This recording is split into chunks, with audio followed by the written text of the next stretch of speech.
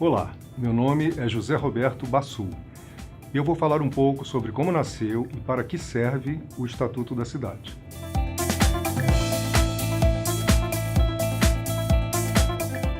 A dificuldade do acesso à terra tem sido fator determinante de carências e desigualdades sociais. Nas cidades, o preço do solo segrega as pessoas por estratos de renda e impõe ônus inversamente proporcionais à sua capacidade de pagamento. Segundo o IBGE, apesar da melhora nos últimos anos, pouco mais de 50% dos domicílios no Brasil podem ser considerados adequados. Os que têm mais recursos conseguem morar mais perto dos melhores equipamentos. Já os mais pobres são obrigados a buscar alojamento em áreas precárias, muitas vezes distantes e irregulares. A distância e a precariedade tornam mais elevados os custos de transporte e o acesso a serviços básicos, como educação, saúde e lazer. Em resumo, o preço da terra determina o lugar de moradia das pessoas e torna a cidade mais cara para os que têm menos. Nas cidades, um terreno de, digamos, 500 metros quadrados chega a custar 1000 vezes mais que um terreno do mesmíssimo tamanho na área rural. O valor da terra não está, portanto, na própria terra. Mas por que o preço da terra urbana alcança valores tão elevados? Dizemos que o valor da terra depende de sua localização. Mas o que é a localização, senão a qualidade dos serviços urbanos postos à disposição de determinado imóvel? Também valoriza o terreno o aproveitamento que se pode fazer dele. Se o proprietário pode construir mais ou menos andares, se pode implantar essa ou aquela atividade. Visto assim, esse processo parece natural, mas não é.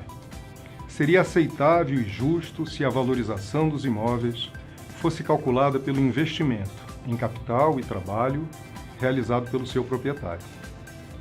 No entanto, se pensarmos bem, vamos verificar que a quase totalidade do que está à disposição do imóvel e que o valoriza não foi realizado pelos esforços de seu dono.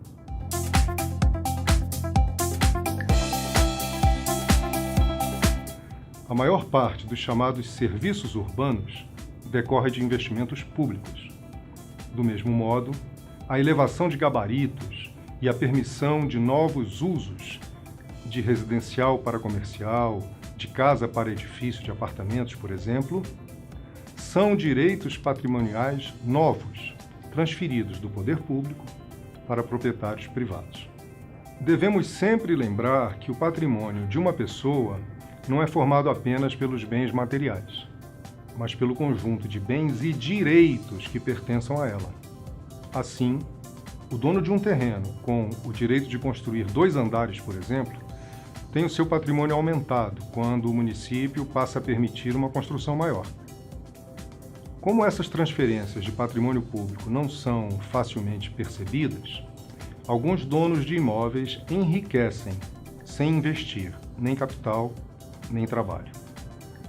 As áreas boas da cidade ficam cada vez mais caras e exigentes, e o setor público, que gera essas rendas urbanas, fica sem recursos para investir nas áreas desqualificadas, o que aumenta a segregação e a desigualdade. Os moradores das comunidades carentes passam a conviver com o desemprego e com a escassez de serviços de saneamento, de saúde, de educação, de transporte, de coleta de lixo, de equipamentos de lazer. Tudo é precário e o poder público ausente. O resultado é drástico. O retrato de um país em que há, de um lado, muitas pessoas sem teto e, de outro, muitos tetos sem pessoas. O Estatuto da Cidade surgiu como decorrência desse quadro de problemas.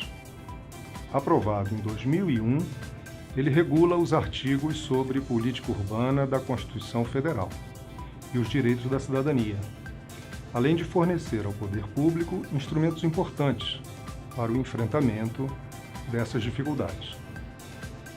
E de onde surgiu essa lei?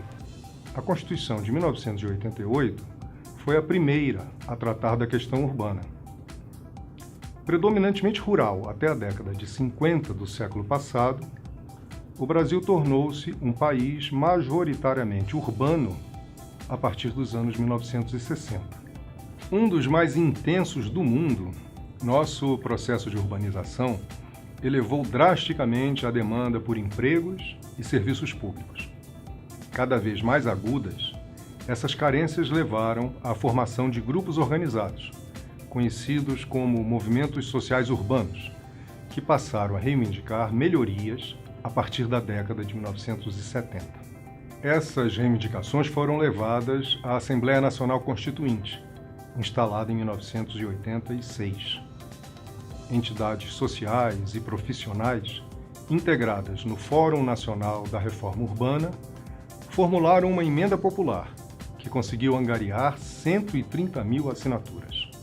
A organização política desses movimentos surtiu efeito. A Constituição passou a tratar de direito urbanístico e dedicou um capítulo específico à política urbana. Esses dispositivos destinam-se fundamentalmente a exigir da propriedade urbana o cumprimento de sua função social. É importante notar que a função social da propriedade não está apenas em alguns aspectos da Constituição. Ela integra a nossa própria ordem econômica. Segundo o artigo 170 da Constituição Federal, entre os princípios da ordem econômica que orientam essa determinação, encontram-se, lado a lado, a propriedade privada, a livre concorrência, a defesa do meio ambiente e a função social da propriedade.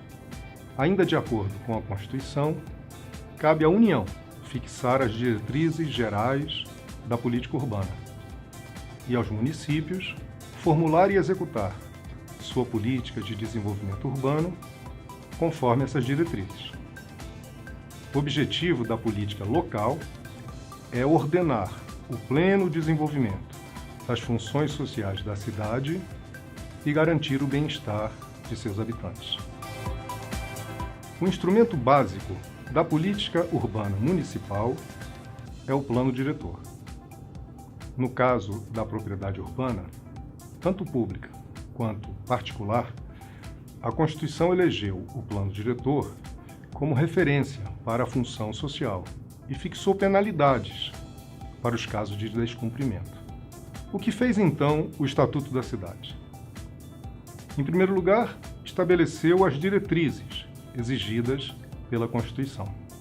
Vale observar que, embora dotados de autonomia em nossa organização federativa, os municípios estão obrigados pela Constituição a atender a essas diretrizes. A ação municipal está, portanto, vinculada e seu descumprimento pode até caracterizar improbidade administrativa.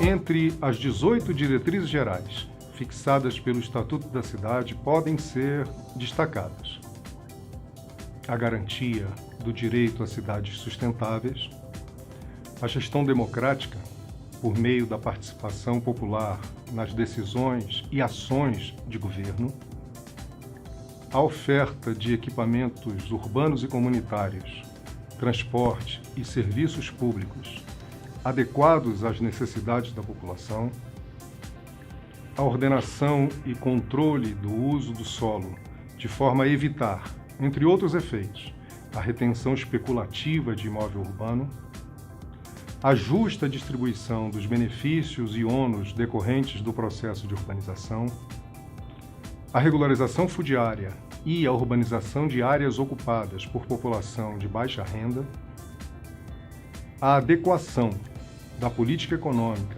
tributária e financeira aos objetivos do desenvolvimento urbano e a recuperação dos investimentos do poder público, de que tenha resultado a valorização de imóveis urbanos.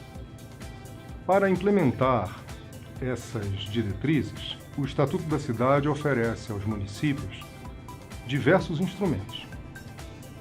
Funciona como uma caixa de ferramentas, na metáfora de Raquel Ronick. É fundamental saber o que são e para que servem essas ferramentas.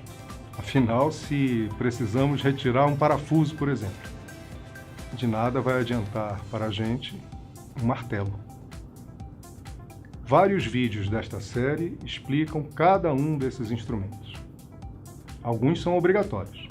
A gestão democrática, que deverá ocorrer não só na elaboração dos planos diretores, mas também em relação às leis orçamentárias.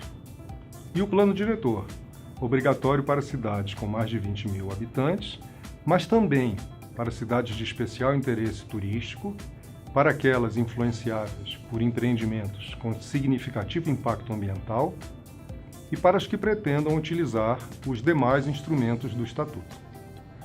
Outros instrumentos devem ser utilizados conforme a necessidade indicada pelo plano diretor. Se queremos, por exemplo, fazer com que os proprietários promovam o aproveitamento de imóveis ociosos, podemos utilizar o parcelamento, a edificação ou a utilização compulsória. Penalidades que, se não forem suficientes, podem ser seguidas do IPTU progressivo no tempo e da desapropriação, com pagamento em títulos da dívida pública. Para a regularização ou a implantação de assentamentos sociais, podem ser instituídas zonas especiais de interesse social, as ZEIs, sujeitas a regras específicas de parcelamento, uso e ocupação do solo. Na regularização fundiária, podem ser utilizadas a uso capião especial e a concessão de uso especial para fins de moradia, individual ou coletivamente. Foram instituídas ainda, na lei do programa Minha Casa Minha Vida, a demarcação urbanística e a legitimação da posse. Se o município está se desenvolvendo e pretende aumentar a densidade da ocupação dos terrenos ou alterar seus usos para outros mais valiosos, deve utilizar a outorga onerosa do direito de construir e de alteração de uso, para não doar ilegalmente o patrimônio público. Se a prefeitura quer preservar um prédio histórico ou implantar um parque e não tem dinheiro para a desapropriação, pode utilizar a transferência do direito de construir.